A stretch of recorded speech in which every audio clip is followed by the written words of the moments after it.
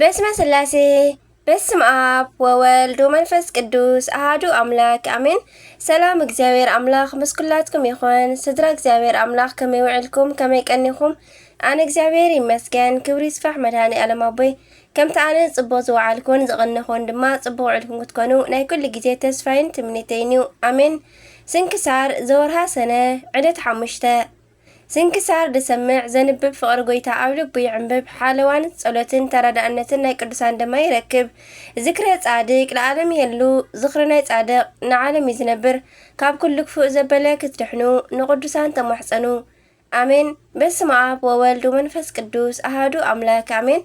ወላዲተ አምላክ ቅድስት ድንግል ማርያም አደይ ልሳን አንደበት ኩነኒ። እንኳዕ ናብ ሓያል ሰማዕት ቅዱስ ቡሰይ ዓመታዊ ናይ ዕረፍቲ በዓል ብሰላም ኣብፅሐኩም ኣብፅሐና። ከምኡውን ወርሓዊ በዓል ኣቡነ ገብረ መንፈስ ቅዱስ እሞ በረከት ኣቡነ ገብረ መንፈስ ቅዱስ እውን ይሕደረና አሜን። ቅዱስ አባ ቡሰይ ሰማዕት ቅዱስ አቦና ካብ ኣብ ዘመነ ሰማዕታት ዝነበሩ ምቁራት ፍረታት ሓደን ቀንድን እዩ። ጥንቲ ነገሩኸ ከመይ እዩ እንተበሉ ኣብ 300 ክፍለ ዘመን መወዳእታ ኣከባቢ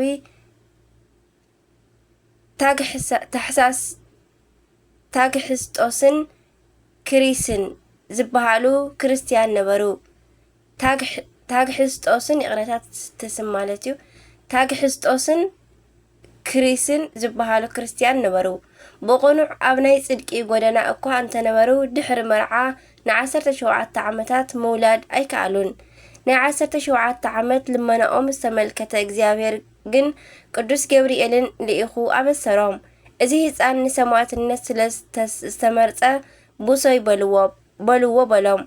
ቡሰይ ምስ ተወልደ ኣብ 7 ዓመቱ ወለዱ ይመሃር ኢሎም ናብ ገዳም ወሰድዎ።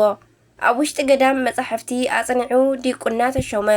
ናብ ዓለም ተመለስ እንተበልዎ ግን እምቢ በለ።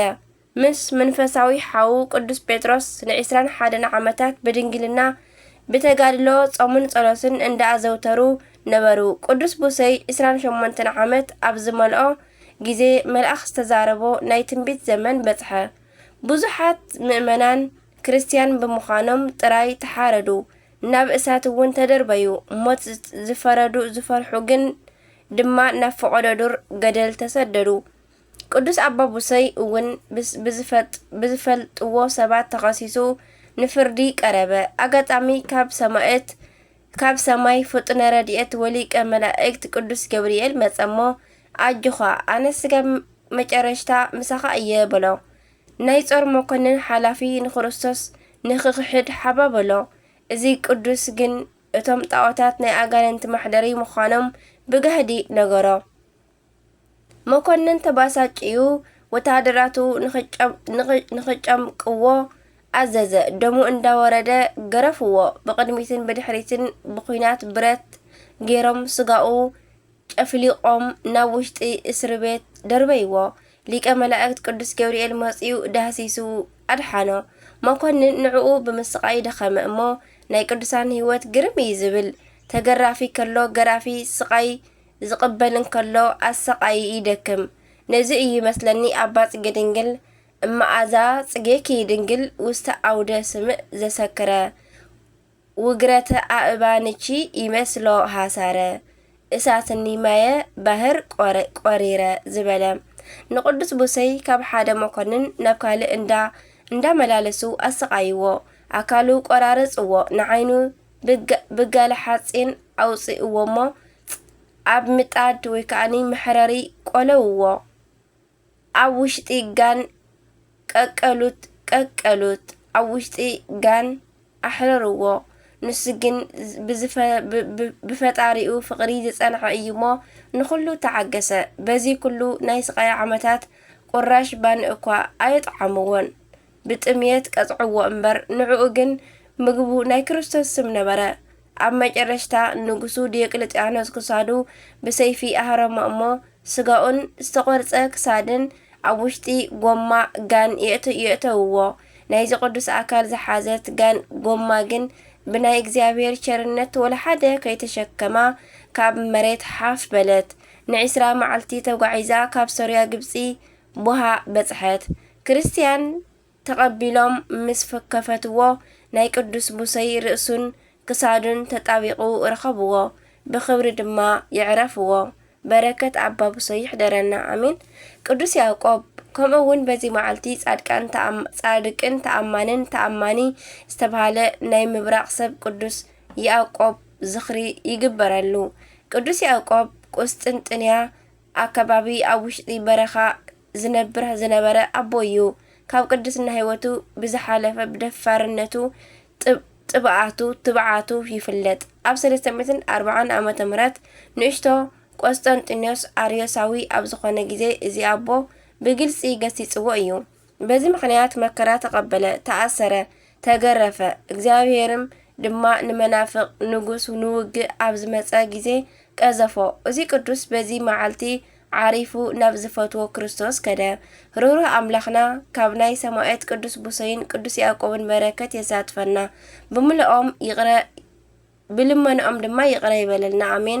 ሰነ 5 ዝኽበሩ ዓመታዊ ናይ ቅዱሳን በዓላት ድማ ቅዱስ ኣባ ቡሶይ ሓያል ሰማዕት፣ ቅድስቲ ማርታ ለባሲተ ክርስቶስ ብቅድስናኣ ዝተወደሰት ኣብ ስደት ዝዓረፈት ኣደ እያ። ቅዱስ ያዕቆብ ምስራቃዊ፣ ቅዱስ ቢፋሞን ሰማዕት፣ ቅዱስ መቃርስ ሰማዕት፣ ቅዱስ መርቆሪዎስና ማሕበሩ ሰማዕታት። ወርሓዊ በዓላት ድማ ቅዱስ ጴጥሮስ ሊቀ ሐዋርያት፣ ቅዱስ ጳውሎስ ሐዋርያ፣ አቡነ ገብረ መንፈስ ቅዱስ፣ ቅዱስ ዮሐኒ ኢትዮጵያዊ፣ ቅዱስ አሞኒ ዘናሒሳ፣ ቅድስቲ አውጋንያ ሰማዕትን ጻድቕን። አሜን። በረከቶም ይሕደረና አሜን። ካብ ፍቅሪ ክርስቶስ ዝፈልየና መን እዩ? ከመይም እንተኻ ምሉእ መዓልቲ ንቐተል ኣለና ከም ኣባጊዕ ማሕረድ እውን ተቆፀርና ዝብል ጽሑፍ ዘሎ ጭንቀት ዶ ጸበባ ዶ ስደት ዶ ጥሜት ዶ ዕርቃን ዶ ፍርሕ ዶ ወይስ ሰይፊ ሞት ኮነ ወይ ህይወት መላእኽቲ ኮኑ ወይ ገዛእቲ ዘሎ ኮነ ወይ ዝመጽእ ወይ ሓይልታት ልዕል ዝበለ ኮነ ወይ ትሕት ዝበለ ካልእ ፍጥረት እውን እንተኾነ ካብ ክርስቶስ ጎይታና ዘላ ፍቅሪ ኣምላኽ ከቶ ዝክፈልየና ከም ዘይኮነሉ ኣርጊጸ ኣለኹ እሞ በዚ ኩሉ በቲ ዘፍቀረና ኣጸቢቕና ንስዕር ኢና ይብል። በረከት ሮሜ ምዕራፍ 8 ካብ ፍቅዲ ካብ 35 ክሳብ 38 ንረኽቦ። ኣሜን። በረከት ረድኤት ናይ ኩሎም ቅዱሳና ዕለት 5 ሰነ ዝውዕሉ በረከቶም ይሕደረና ኣብዚ ውድ ኣሜን። ከምኡውን ናይ 6 ሰነ በስመ አብ ወወልድ መንፈስ ቅዱስ አሐዱ አምላክ አሜን። እንኳዕ ናብ ጻድቕን ሰማዕትን ኣባ ቴዎድሮስ ዓመታዊ ናይ ዕረፍቲ በዓል ብሰላም ኣብጽሐኩም ኣብጽሐና አሜን። መብራህናይ ልሳን ኩነኒ። ኣባ ቴዎድሮስ ኣብ 400 ክፍለ ዘመን ዝነበረ ግብፃዊ ኣቦ እዩ። ተወሊዱ ኣብ ዝዓበየሉ ናይ እስክንድርያ ከተማ ብሉይን ሓዲስን ኣብቲ ወቕቲ ካብ ዝነበሩ ኣበው ሊቃውንቲ ተምሃረ። ኣብቲ ግዜ ምንም እኳ መናፍቃን ዝበዝሕዎ ግዜ እኳ እንተኾነ ብኡ ልክዕ ድማ በዓል ቅዱስ እለ እስክንድሮስን ቅዱስ አትናቴዎስን ዝመስሉ ቅዱሳን ሊቃውንቲ ስለ ዝነበሩ ካብኦም ዝግባእ ወሲዱ እዩ። ኣባ ቴዎድሮስ ኣባ ዘበሎ ስራሑ ክጅምር ገና ካብ ጉብዝናኡ ድንግልናን ምንኩስናን ብምምራፁ እዩ። ምንም ሃፍቲ ወይ ምስ ፍልጠት እኳ እንተተሰምዓሉ እዚ ንዕኡ ካብ ምናኔ ከትርፎ ኣይከኣለን። ካብ ከተማ ወፂኡ በዓቲ ወሲኑ ብጾምን ብጸሎትን ተወሰነ። ኣብ 340 ዓመተ ምህረት ኣከባቢ ግን ኣብ ልዕሊ ምእመናን ከቢድ ሽግር መጸሞ። ናይቲ ወቕቲ ነገሳት ብስመ ክርስቶስ ኣርዮሳውያን ስለ ዝነበሩ ነቶም ህዝቢ ምግዳድ ሓደ ግዜ ድማ ናይ ኣርዮስ እምነት ንዘይተቐበሉ ምቕታል ጀመሩ። በዚ ምክንያት ድማ ዓቢ ናይ ኦርቶዶክስ ሓላዊ ቅዱስ አትናቴዎስ ካብ መንበሩ ኣሳደድዎ። ኣብቲ ናይ ቅዱስ አትናቴዎስ መንበር ኣርዮሳዊ ሰብ ጳጳስ ተባሂሉ ተሾመ። ኣብዚ ግዜ ድማ እዩ ሓቀኛ ጓሳ ዘድለየ።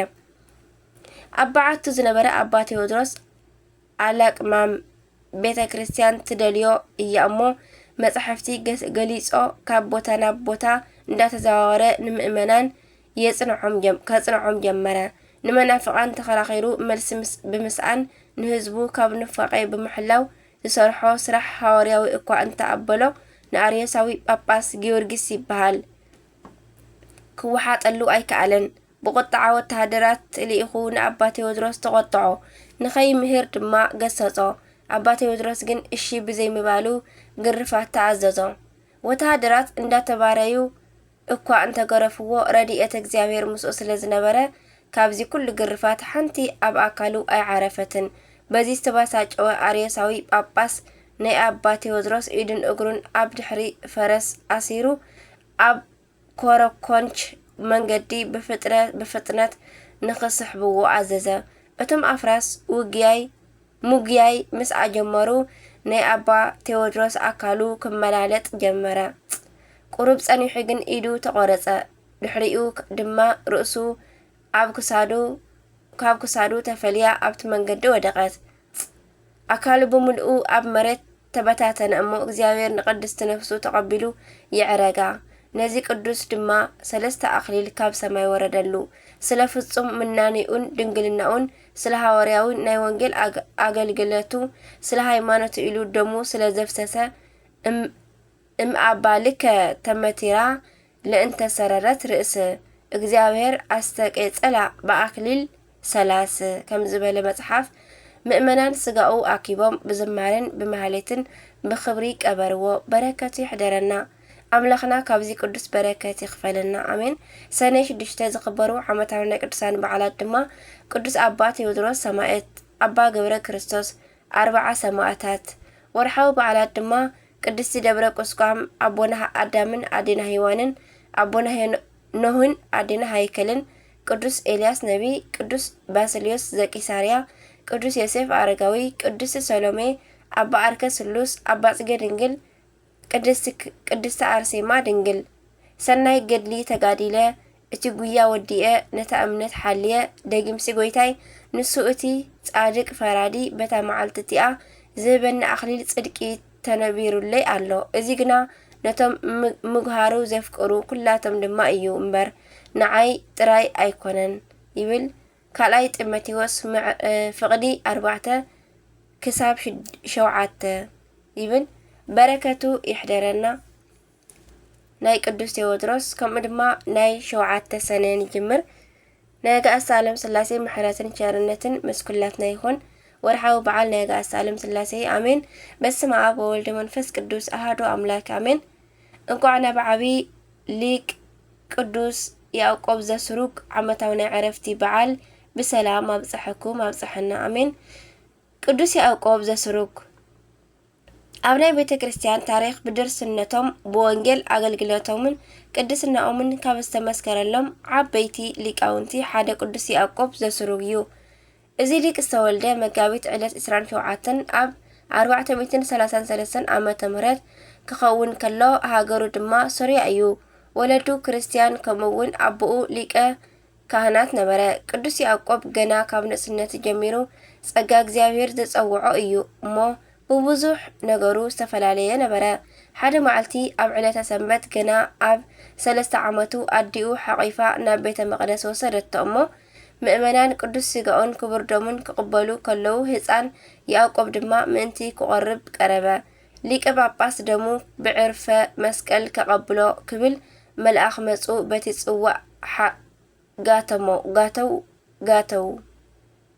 ጽዋዕ ጋተው በሎ ናይ ጎይታ ደም ብምጽዋዕ ምስ ሰተየ ምስጢር ተገለጸሉ እሞ አንሰ እፈረ 3 ግብራተ ኣነ 3 ነገራት የፍርሓኒ ክብል ኣስሚዑ ተዛረበ።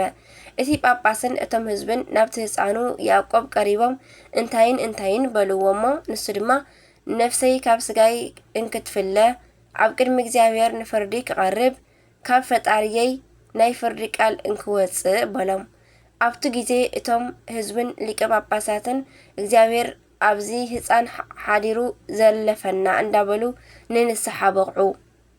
ቅዱስ ያዕቆብ 7 ዓመት ምስ መልኦ ይመሃር ኢሎም ናብ ጉባኤ የእተውዎ እሞ ብ5 ዓመታት ብሉይ ምስ ሓዲስ ፀንቂቑ ኣብ 12 ዓመቱ ሊቅ ኮነ። በቲ ወቅቲ ዝነበሩ ዓበይቲ ሊቃነ ጳጳሳት ናብኡ ተኣኪቦም በል ድርሰት ድረሰልና ሓዱሽ ምስጢር ንገረና በልዎ። ንሱ ግን እንዳኸኣለ ስለ ትሕትና ኢሉ ኣይክእልን በሎም።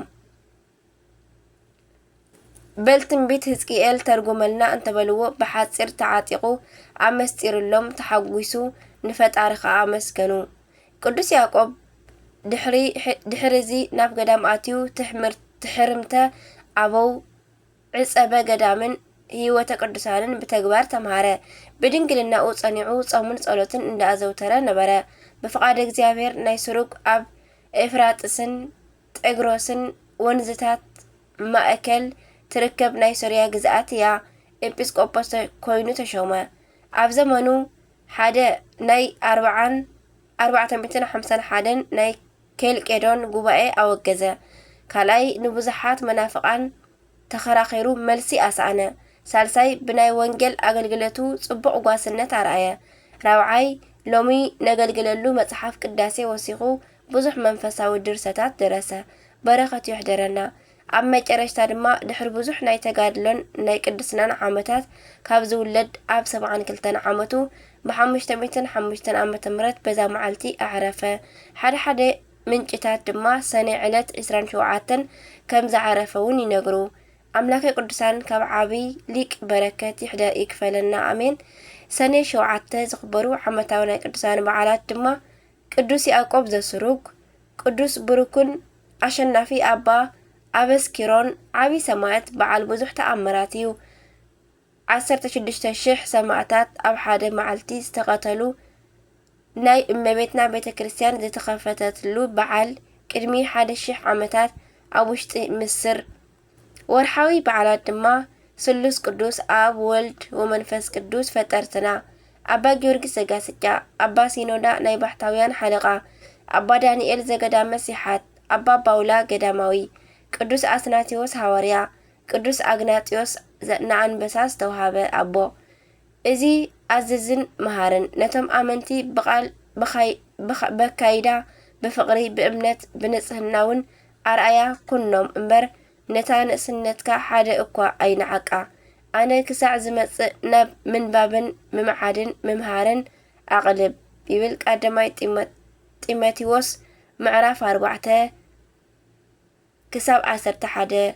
ቸርነትን ሳህለ ምሕረትን ናይ ጋእስተ ዓለም ስላሴ ምስ ኩላትና ይኹን። ዝተቀደሰን ዝተባረኸን መዓልቲ ይግበረና ኣሜን። ዝወደቐ ዝነጠበ ኩሉ ቃል ኮነ ዜማ ብኣፈ ቅዱሳን ትጉሃን መላእክቲ ተኣርመለይ። ካብ ኩሉ ክፉእ ዘበለ እውን ይሰውረና። ካብ ፍቅሪ ቅዱሳን ኣይፍለየና። ስንክሳር ድሰምዕ ዘንብብ ፍቅሪ ጎይታ ኣብ ልቡ ይዕንብብ ኣሜን። አቡነ ዘበሰማያት ይትቀደስ ስምከ ትምጻእ መንግስትከ ወይኩን ፈቃድከ በከመ በሰማይ ከማሁ በምድር ሲሳየነ ዘለለ ዕለትነ ሀበነ ዮም ህድግ ለነ አበሳነ ወጌጋየነ ከመ ንሕነኒ ንህድግ ለዘአበስ ሰለነ ኢታብአነ እግዚአብሔር ዝተመሰት አላድነነ ወባልሃነ ኩሉ እኩይ እስመ ዚአከ ይእቲ መንግስት ኃይሉ ወስብሐት ለዓለመ ዓለም አሜን። በሰላም ቅዱስ ገብርኤል መልአክ እግዝእትየ ማርያም ሰላም ለኪ ድንግል በድናቺ ወድንግል በስጋቺ እመ እግዚአብሔር ጽባኦት ሰላም ለኪ ብሩክት አንቲ እምአንስት ወብሩክ ፍሬ ከርሥኪ ተፈሥሒ ፍሥሕት ኦ ማርያም ተጸጋ ተወዳሴ ምልዕተ ሞገስ ምልዕተ ኩሉ እግዚአብሔር ምስለኪ ሰአሊ ወጽልይ ኣብ ፍቅር ወለኪ ኢየሱስ ክርስቶስ ከመይ ይስረለና ጣውኔ ተማህፀነ ክራንቺ አሜን። ስብሐት ለእግዚአብሔር ወለወላዲቱ ድንግል ወለመስቀሉ ክቡር አሜን አሜን ለይኩን።